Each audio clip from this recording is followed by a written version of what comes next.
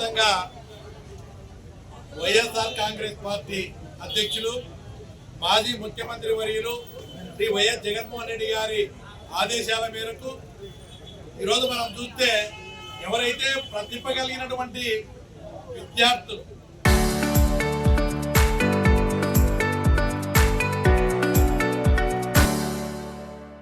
ఉద్యోగ అవకాశాల కోసం నిర్వహించినటువంటి కూటమి ప్రభుత్వం నిర్వహించిన డిఎస్సి ఎగ్జామ్స్ ఏదైతే నిర్వహించిందో బ్రహ్మాండంగా ప్రచారం చేశారు మెగా డిఎస్సిని. కానీ మెగా డిఎస్సి నిర్వహించిన దాంట్లో చాలా అవకతవకలు జరిగాయని చెప్పి డిఎస్సిలో అక్రమాలు జరిగినాయి. ప్రతిభ కలిగిన వాళ్ళకు కాకుండా ఈరోజు దొడ్డిదారిన చాలా మంది ఉద్యోగాలు పొందినారని చెప్పి ఎవరైతే బాధిత డిఎస్సి ఎగ్జామ్స్ లో పాల్గొన్నారో పేద విద్యార్థులు వాళ్ళందరూ కూడా రోడ్లు ఎక్కడం జరిగింది.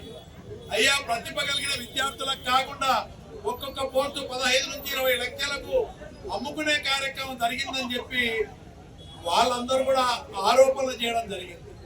అది ఏ విధంగా ఉంటే డిఎస్సి ఎగ్జామ్స్ నిర్వహించే దాంట్లో లోపభూయిష్టంగా జరిగింది.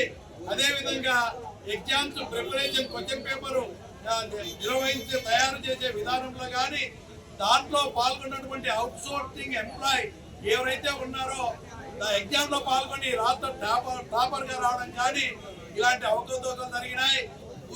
పరీక్ష రాయకుండా స్పోర్ట్స్ కోటాలో 2% ఉన్న స్పోర్ట్స్ కోటాను 3% పెంచి పరీక్ష రాయకుండా స్పోర్ట్స్ కోటాలో ఉద్యోగాలు ఇచ్చిన విషయంలో కూడా ఈరోజు 300 పోస్టులు పరీక్ష రాయకుండా ఉద్యోగాలు పొందిన పరిస్థితి చూస్తే ఈరోజు విద్యార్థులందరూ కూడా ఎగ్జామ్స్ రాసిన వాళ్ళయ్య స్పోర్ట్స్ కోటాలో మెరిట్లో స్వర్ణం వచ్చిన పథకం వచ్చినా కూడా మాకు ఉద్యోగాలు రాయలేదు. అదేవిధంగా స్పోర్ట్స్ కోటాలో కూడా స్పోర్ట్స్ సర్టిఫికెట్లు కూడా అనుకూలమైన వాళ్లకు ఈ స్పోర్ట్స్ సర్టిఫికెట్లు కూడా వాళ్ళు ఇచ్చి డూప్లికేట్ ఇచ్చి వాళ్ళు ఉద్యోగాలు పొందే విధంగా మొట్టమొదటి పరీక్ష రాయకుండానే ఉద్యోగాలు ఇచ్చిన ఘనత ఈ ప్రభుత్వానికి. ఒక క్వాలిఫికేషన్ ఉండాలి కదా. ఒక మంచి టీచర్ కావాలంటే మంచి అర్హత కలిగినటువంటి టీచర్ రావాలా. ఒక మంచి టీచర్ వస్తేనే పిల్లల భవిష్యత్తు బాగుంటుంది అనే ఉద్దేశంతో నిర్వహించిన డిఎస్సిలో ఎక్కడ చూసినా అవకతవకలు జరిగినాయి.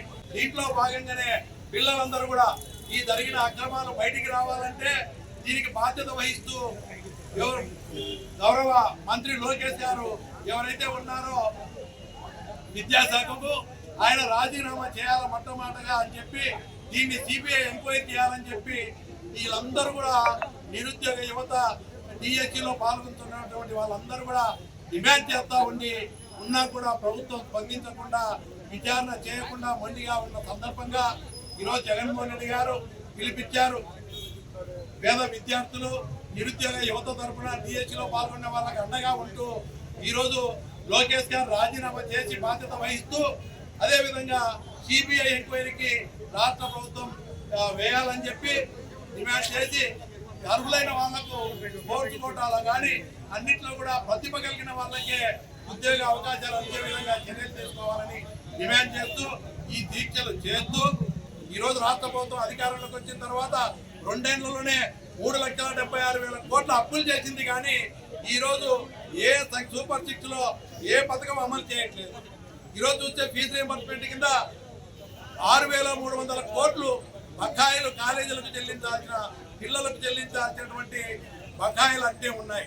అదేవిధంగా వసతి దీవెన కింద 3,200 కోట్లు మొత్తం 9,500 కోట్లు విద్యకు సంబంధించి విద్యార్థులకు ఫీజు రీయింబర్స్మెంట్ కింద వసతి దీవెన కింద ఇవ్వాల్సిన బకాయిలు వెంటనే చెల్లించాలని చెప్పి మీరు సూపర్ 6 లో ఇచ్చిన హామీలో భాగంగా ఏదైతే నిరుద్యోగ వృత్తి ఏదైతే ప్రతి నెల 3,000 ఇస్తామన్నారు దాంట్లో భాగంగా 3వ బడ్జెట్ కూడా అయిపోయింది.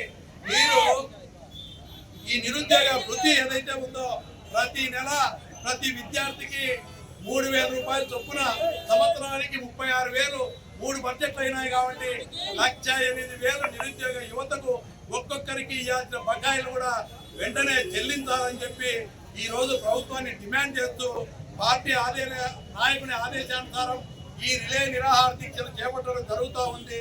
వైఎస్ఆర్ కాంగ్రెస్ పార్టీ శిబిరం కాదు, ప్రజల కోసం చేస్తున్న ఈ ఉద్యమంలో ఈ నిరాహార దీక్ష కార్యక్రమంలో పాల్గొనాలని చెప్పి విజయవంతం చేయాలని చెప్పి ప్రభుత్వాన్ని మెడలు ఉంచేదానికి మీరందరూ కూడా ముందుకు రావాలని, అదే 10వ తారీఖున జరిగే ఈ పెద్ద ఎత్తున ఈ డిమాండ్ల మీద ర్యాలీ నిర్వహించడం జరుగుతుంది జమ్మలమడుగు పట్టణంలో.